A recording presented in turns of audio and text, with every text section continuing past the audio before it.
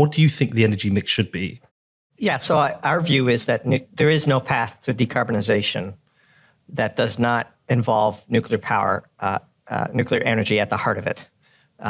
There are paths to radically reduce our energy consumption, which involve mass starvation and death and suffering, but we take a view that that's an unacceptable option. And we also read Alex's work, and I was fortunate enough to be a guest on his podcast. And he's a brilliant guy. He makes a very powerful argument, and he is certainly an extremely effective debater on the topic, and comes prepared, as you probably experienced. But in our view, nuclear power at the heart of it. There's always going to be a need for fossil fuels, especially in certain applications where electricity and batteries won't work. Imagine diesel trucks in mines and so on. We laid out a policy that has nuclear power at the heart of it. And if we are going to do solar, then we should re-domesticate that supply chain instead of having China control over 98% of some of the key manufacturing choke points. And then there is a place for fossil fuels and natural gas. We think natural gas should replace coal, especially in home heating. There's still parts of Europe, Poland in particular, where literally heating your homes with coal is common. But the path has to go through nuclear, and that's the thing that is most puzzling about the climate change movement, as they have rebranded themselves, is their deep opposition to what is the obvious solution. A freshly built nuclear power plant today comes with essentially no risk, could last a century, produces carbon-free electricity effectively indefinitely, is technology we completely understand, and the energy payback period itself is less than 6 weeks. So the total amount of energy that goes into constructing a nuclear power plant gets paid back in 6 weeks, whereas with solar, you're looking as a period measured in years. And so, there will come a time where we land on the sane answer, only after we've tried all the stupid ones. But the proactive shutdown of much of Europe's nuclear fleet, especially in Belgium and Germany, is a scandal of epic proportions. And the genesis of that movement needs to be investigated, because I think if you do, you'll find significant foreign interference with that particular domestic policy. Okay, you're alluding to something there. Is there anything more you can say on that? Oh, I think there's a lot of evidence that Russia is behind much of the German opposition to nuclear energy. And the former, his name escapes me, but the former chancellor of Germany sits on the board of Gazprom. And it's just unquestionable that prior to the Ukraine invasion, the biggest beneficiary of European fallacies on nuclear energy was Russia. In fact, as we've learned, the entire German manufacturing sector became addicted to cheap Russian natural gas. And the struggles they're going to have in the years ahead can be tied directly to the fateful decision to roll the dice and join with Russia for something as critically important as their fundamental energy needs. And so now what we see is a return to coal. If you look at the carbon footprint of the German electricity grid, it's often above 500 grams of carbon dioxide per megawatt hour of electricity, whatever the metrics are, bested only by Poland. Whereas Norway is, and France, which has a large nuclear fleet, which thankfully is now being run a little bit better than it had been, much, much greener. And so the solution exists. If you take Ontario, it has basically a carbon-free grid. It's supplied by nuclear power and hydro electricity, very, very, very little natural gas, and no coal. It can be done. Last I checked, Ontario was a civilized society, and the streets were clean, and you could walk around and enjoy nature. This is all really just a farce. Proactively shutting down nuclear power plants, as I said at the beginning of this answer, is a scandal. And I think when this is done, and it will be done, this, like all crises, will pass. A real hard look at how we got here, I think, is in order. Where were the main objections for nuclear coming from? Was it like a propaganda message that managed to filter through all of Europe? Yeah, especially in Germany. And then with the Fukushima accident, that's when the opponents of nuclear power really pushed hard. It's a fascinating thing. Like even the Californians, the most liberal part of the U.S. recognized that shutting down Diablo Canyon was maybe a mistake. in the middle of rolling blackouts as it is. Diablo Canyon produces 10% of California's electricity and 20% of its baseload power. And yet they were thinking about closing it down. And this is how deep the propaganda against it has gone. We wrote a piece tackling this fallacy that nuclear waste is some dramatic, generational condemnation of a environmental calamity. It's all made up. I mean, literally, you cannot find a single death associated with a nuclear waste. And yet people die all the time drilling for oil and gas. And most of the solar in the world comes from slave labor in China. Like, these are all trade-offs. There are no answers. There are only trade-offs. And when you measure all of the trade-offs, nuclear power is so fundamentally better that it's a joke. Now, a lot of this, too, can be ascribed to what is known as sort of the Malthusian origins of the modern environmental movement, where literally there's a strong streak of anti-human sort of population bomb fears where they would like less people on the planet, to which we say, you first. I guess, sure, why don't you lead by example on that one? And surprisingly few of them do. But yeah, so if you go back and look in the 50s and 60s, the main fear of environmentalists was the propagation of nuclear power, precisely because it delivered plentiful bounties of energy to what they would consider the unwashed masses. And they worried that these unwashed masses, armed with bountiful energy, would soak up all the other resources of the world and leave less for them. And so this is true. This is at the heart of the environmental movement still.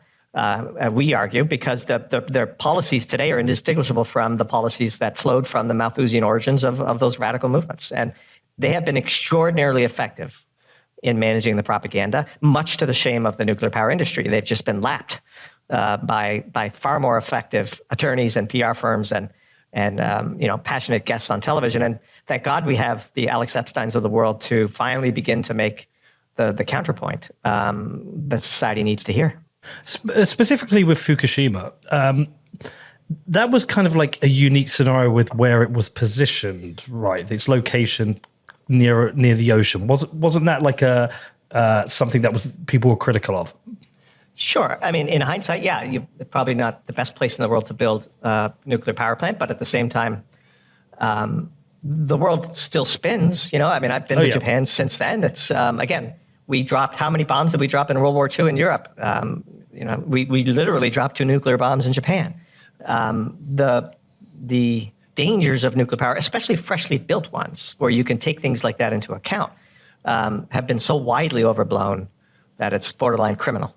Interesting. So with regards to nuclear, if that is to be centered to this, what's the kind of timescale on this? Because we hear, we've had various people on the show to talk about nuclear, and they always talk about, well, to have a new nuclear plant could be 10 to 25 years. I've heard those kind of broad range of dates. But is that all just regulation which is slowing things down? Of course, yes.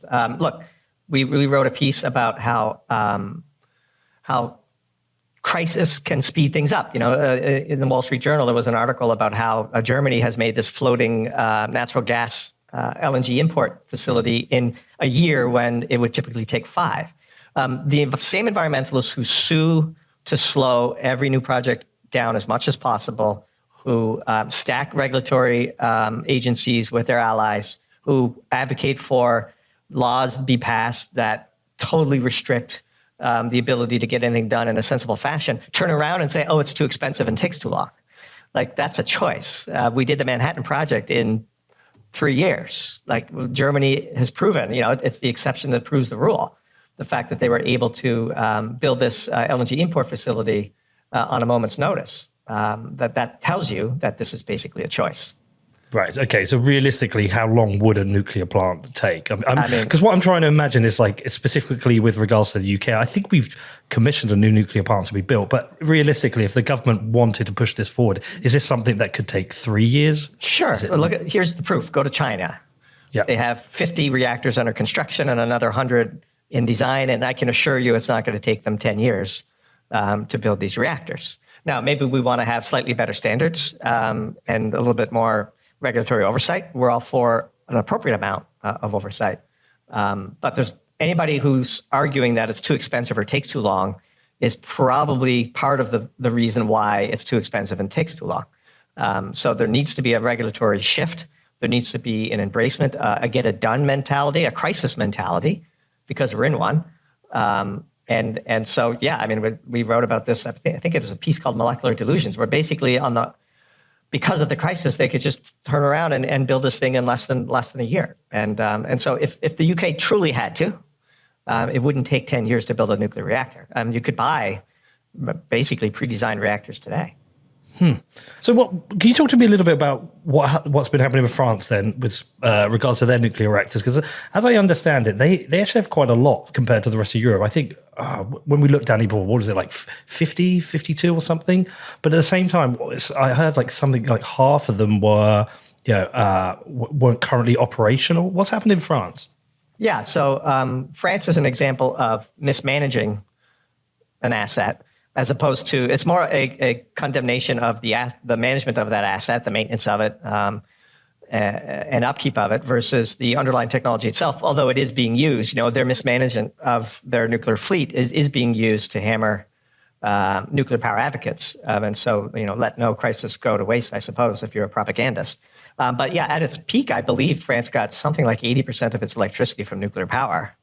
The capacity, the measurement of how effective a power plant is something called its capacity factor, which is basically the percent of time it's operating at its full capacity. And in the U.S. and in Germany, easy to achieve 90+% capacity factors, whereas France this year at the lowest was somewhere in the high 50s. But they're climbing back now, and not a moment too soon, because Europe needs every electron it could get its hands on. Coming into winter here. But yeah, so France is an example both of how you can design an entire grid around nuclear power, and they have done so for decades. They have amongst the lowest carbon footprints in the EU, I believe second only to Norway, which gets almost all of its electricity from hydro. But at the same time, it's also an example of how you have to invest to maintain, no matter what, power, no matter where you get your power from. Like windmills need to be serviced, and solar panels need to be cleaned. And nuclear power plants need to be upkept. And if you Google around, you'll see that there's actually a bit of a scandal there as well. And so we shall see. But the good news is that the nuclear reactors are coming back to closer to the capacity factors that they've been designed to operate at. Is this why I've seen some people talk about like energy, this energy crisis was probably going to last till about 2026. Is this people kind of counting that it might be like 3-4 years to fix this kind of nuclear problem? I think actually that I maybe read that on yours. Yeah, the timeline is driven by the speed with which worldwide natural gas markets harmonize, which is driven by the speed with which LNG export facilities can be built, and the speed with which LNG import facilities and the associated pipelines can be built, which is why we mentioned this German miracle, this engineering miracle in Germany, that they were able to build one so quickly. If you look at the announced projects and the speed of construction, I should maybe explain why natural gas is so critical, because natural gas is a gas and it's very hard to ship around the world. And in order to ship it, you have to chill it to incredibly low temperatures and then put it on these highly specialized LNG cargo boats. And to chill it at the export facility is an entirely different process than to regasify it at the import facility, which is why you need both. And so we saw at the height of the energy crisis, natural gas in Europe actually touched $100 per million BTU while it was trading for $3 per million BTU in Canada. And the exact same molecules were selling for a factor of 30 difference in price. Well, it's because Canada has an abundance. Europe had a chronic shortage, and the price elasticity of demand for these things is pretty steep. And so the timeline of particularly when the LNG import facilities are fully constructed in Europe, that's when the crisis will abate. I think they have one more hard winter to go. But countries like the US, Qatar, and Australia are building out, especially Qatar and the US, are building out massive amounts of LNG export facilities and the pipelines to connect the fields to these exports. And then Europe has to build out the ability to receive this natural gas. But there's still a big decision ahead for Germany. They have 3 nuclear reactors that they've extended through till April. If they choose to shut those down, well, first of all, it's crazy, but it also means it'll be all that much tougher to get through next winter. If Germany did not have the 3 reactors online right now that it did, I could assure you that December would have been a far tougher experience than thankfully it has been. And so their decision to keep it open was a wise one. Is there any indication of what they're going to do with this, though? I can't imagine that they would be silly enough to shut it down. That would shock me. I mean, at some point, if they did, you'd almost have to throw your hands in the air and say, well, you deserve what's coming. Like we have a lot of subscribers in Germany. I've visited Germany dozens of times. I have a lot of warm feelings for the country. I don't want them to go through a crisis. But at some point, if you just stab yourself in the eye with a pen enough times, you can't complain about being blind. And so we shall see. I just want to go back to, you mentioned earlier, you said that the payback period for a nuclear plant is six weeks, which kind of blew my mind. Is there kind of like a rough math on that you can explain? Sure. Yeah, the energy payback period, not the financial payback period. Basically, to make a nuclear power plant requires a fixed amount of cement and piping and various controls. But the uranium fuel is so energy dense and produces so much electricity for basically free thereafter. That the amount of energy that, and by the way, because nuclear reactors run 24/7 at 90% capacity factor, essentially, it takes almost no time at all for these things to pay back their energy. When you compare the energy intensity of solar, we wrote a whole piece on this because, of course, that is a very political number, but we wrote a piece in November called Solar Calculator, where we demystified the energy payback period of solar. To take sand and make ultra-high purity solar-grade polysilicon is one of the most energy-intense processes in industry. You need like 7 or 8 nines of purity, 99.9999. And in fact, most of the energy penalty comes from taking metallurgical-grade polysilicon and purifying it to that degree, because if you have any impurities at all, the cells don't operate. You get a short. And so there's a lot of controversy about what that payback is, because the lower the payback period, the more attractive it looks for solar. And so, a lot of science becomes propaganda. And the devil is in the details, but the assumptions that you make really drive everything. But don't forget, for solar, since the sun doesn't shine at night and it's often cloudy, the this is sort of standard sleight of hand of the pro-solar propagandists, is the stated capacity versus the actual capacity factors are 2 worlds apart. I mean, the average, for a very good commercial solar facility in the southern United States, you might get a capacity factor of around 30%. In Germany, where you have long periods of basically very little sun, and they're far more north than, say, California, you could go and look at the data. The capacity factor for German solar is 11%. So if you have 10 gigawatts of solar power installed, on average, you're producing 1, which is a remarkable thing. So when people talk about, look at how much solar we have installed, that's you actually have to say how much energy is that producing and when. Then you have to deal with the challenge of intermittency. And so you have this enormous amount of energy that goes into making a solar power, which does eventually get paid back. In our piece, we landed somewhere between 1 and 5 years, probably closer to 1 in the US and 4 or 5 in Germany. But for nuclear power, I can send you a link afterwards with very detailed calculations. It's roughly about 6 weeks, which means it doesn't take much energy to create energy versus solar. Let's just say the payback period for solar is 2 years. If you want to convert 10% of your existing energy mix to solar, you need to invest 20% of it up front right away, which means you have to divert it from things that we use it for today, like sustaining life. Whereas with nuclear power, if it's 6 weeks, you could get, with 1% of your energy, you could install 9% of the baseload that you need. And so the math it's literally 20 to 30 times better. And that all comes down to the fact that nuclear power is a very high energy dense source. Energy density is king. If you give an engineer energy density, they can work magic. Harnessing low energy fuels is an entirely different challenge, as we're finding out. And Germany's finding out the hard way. Look, everywhere it's tried, it ends up with a more expensive grid, a dirtier grid, and at least a less reliable grid, whether it's New England, which just went through a standard winter storm. It basically was burning oil for 40% of its electricity at the peak of that storm. How is this green? right? In California, rolling blackouts. Eventually, when we'll come to our senses. But yes, the energy payback period on nuclear is surprisingly small. People hate it when we say it because it goes against the narrative. But the answer is nuclear in all calculations.